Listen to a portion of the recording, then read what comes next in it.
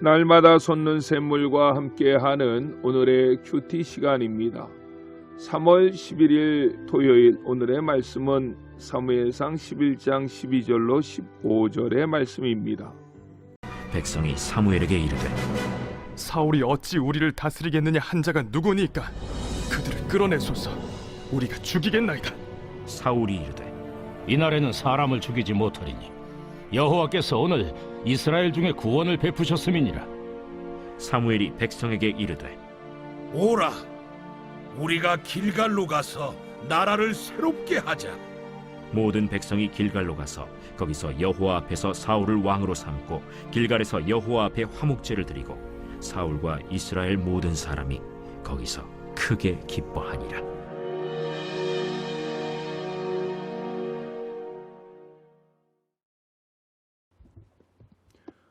새로운 아침입니다.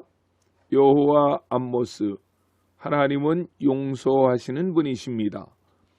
암몬 사람 나하스가 이스라엘 길르앗 야베스 지방을 침략했습니다. 야베스 사람들은 암몬 왕 나하스의 침략을 당해낼 재간이 없었습니다. 그래서 그들은 나하스에게 찾아가서 조공을 달라는 대로 주겠으니 목숨만 살려달라고 간청합니다.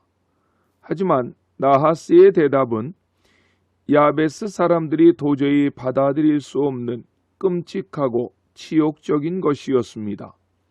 그 조공은 받되 먼저 야베스 사람들의 오른쪽 눈을 다 뺀 다음에 조공을 받겠다는 것입니다. 그 소식을 들은 백성들은 목노와 통곡하며 울 수밖에 없었습니다. 이러한 소식을 들은 사울은 야베스 사람들을 구원하기로 다짐하고 온 지파를 향하여서 암몬 사람 나하스와 전쟁을 선포하고 군대를 모집했습니다.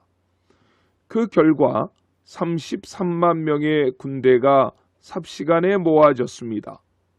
그리고 33만 명의 군대는 마치 한 사람과 같이 사울의 지휘를 따라 움직였고 이 전쟁에서 사울은 대승하게 됩니다.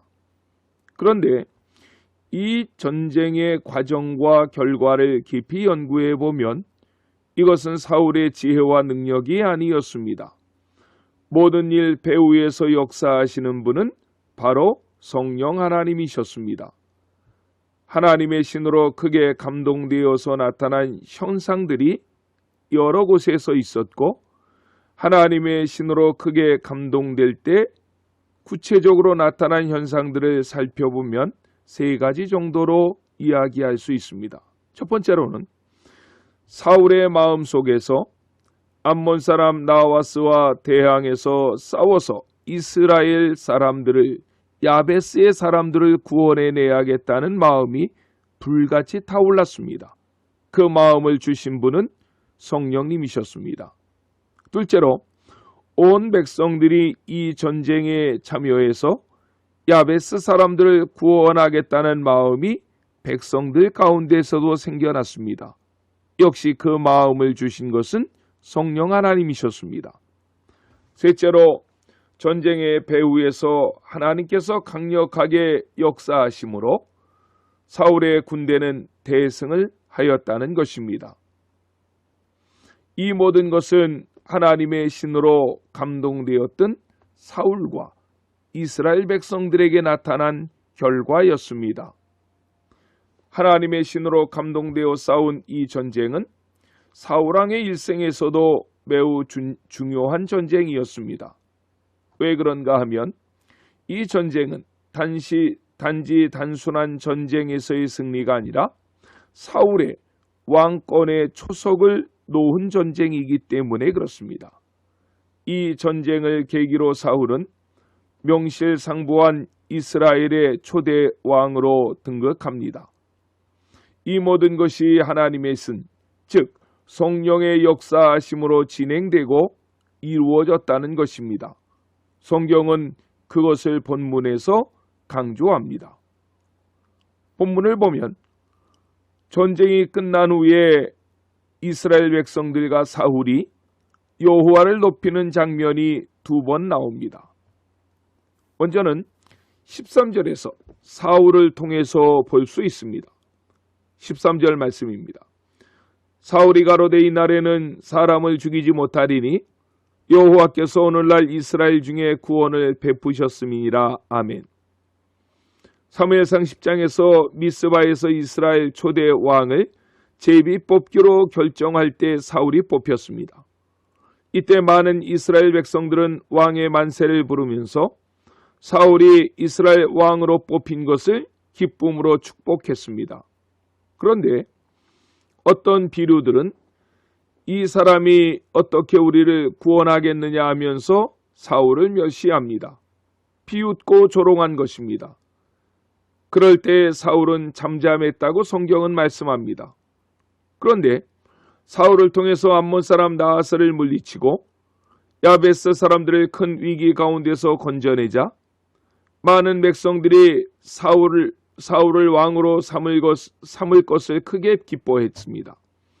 그럴 때 백성들 가운데 일부가 사울이 왕이 될 때 이 사람이 어떻게 우리를 구원하겠느냐고 말했던 그 비류들을 잡아 죽이자고 선동합니다. 이 소식을 사울이 들은 것입니다. 그럴 때 사울은 백성들을 설득하며 말합니다. 그 말이 오늘 본문이라는 것입니다. 오늘날에는 이 사람들을 죽이지 말자는 것입니다. 왜냐하면 오늘은 여호와께서 이스라엘 중에 구원을 베푸신 기쁜 날이기 때문이라는 것입니다. 여기서 우리가 눈여겨보아야 될 사울의 고백은 이 전쟁에서의 승리에 대한 모든 공을 지금 여호와 하나님께로 돌리고 있는 것입니다. 인간적으로 볼 때에 얼마든지 그 공을 자신에게로 돌릴 수 있습니다. 그런데 사울은 그렇게 하지 않았습니다. 하나님께만 모든 영광을 돌려드린 것입니다. 성경 전체를 보면 어느 누구를 막론하고 그가 믿음과 은혜로 살 때는 지극히 작은 일이라도 내가 했다는 말이 없습니다. 모든 것이 다 여호와 하나님께서 하셨다고 고백합니다. 하나님이 도와주셔서 되어진 일이라고 말하는 것입니다. 반면에 믿음이 없는 사람들은 큰 일은 물론이거니와 작은 일 하나까지도 전부 내가 했다는 내 중심의 사상을 가지고 있습니다. 여호와 하나님만을 높이는 사상은 우리 신앙 가운데 가장 중요한 것입니다. 이것을 잃지 않으면 하나님께서는 우리를 높여 주십니다. 둘째로 15절에서 그 백성들을 통해서 볼 수 있습니다. 15절 말씀입니다. 모든 백성이 길갈로 가서 거기서 여호와 앞에 사울로 왕을 삼고 거기서 여호와 앞에 화목제를 드리고 사울과 이스라엘 모든 사람이 거기서 크게 기뻐하니라. 아멘. 전쟁이 끝이 나자 이스라엘 백성들은 사울 왕을 데리고 길갈로 갔습니다. 그리고 다시 한번 왕으로 추대하고 여호와 앞에 제사를 드렸습니다. 본문에 나오는 길갈이 어디입니까?